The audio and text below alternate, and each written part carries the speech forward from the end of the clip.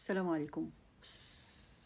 اسكت اسكت، مش كل كلمة ترد عليها، مش كل موقف انت بتتحط فيه لازم تتكلم. اسكت وعقلها وفكر. سيدنا النبي عليه الصلاة والسلام قال من صمت نجا. سيدنا النبي عليه الصلاة والسلام في الحديث قال من صمت نجا. مش كل موقف المفروض ان احنا نرد عليه، او مش كل موقف لازم نرد عليه في وقتها. احنا ممكن نتروى مع نفسنا ونفكر ونشوف بهدوء كده مع نفسنا إذا كان يستحق الرد ولا لأ، وهيتعاد تاني لو يستحق، وساعتها ابقى رد بالرد اللي انت اقتنعت بيه. ويا سلام بقى لو عرفت امتى تسكت. يا سلام بقى لو وصلت لمرحلة ان انت لما تقعد في اي موقف تعرف امتى تسكت وامتى تتكلم. ممكن مع الخبرة، مع الوقت، مع السن، المهم هتعرف. بس مش كل موقف ان احنا نجادل فيه ونقاوح فيه ونرد فيه وكلمة بكلمة وكلمة بكلمة كأننا داخلين معركة. عارفين الإنسان الراقي؟ الإنسان الراقي ده تعرفوه منين؟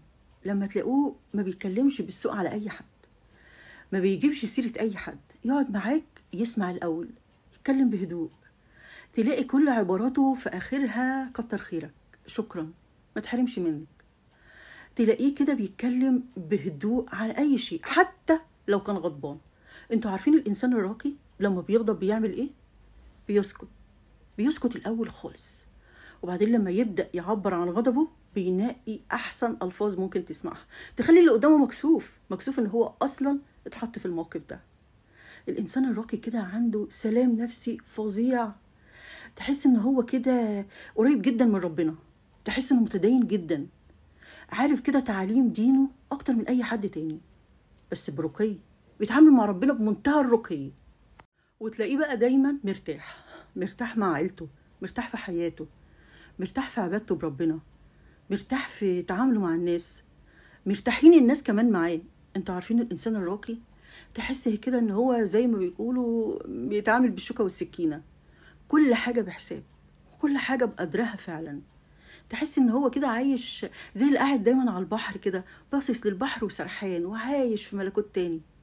الانسان الراقي ده ما بيعملش مشاكل ابدا، ما بينمش على حد، ما بيجيبش سيرة حد بحاجة وحشة زي ما قلنا، دايما بيتخذ او بيحط الاعذار للناس، دايما بيحط اعذار كده لاي حد بيغلط فيه الاول، بس ما بيرد بيعرف ياخد حقه.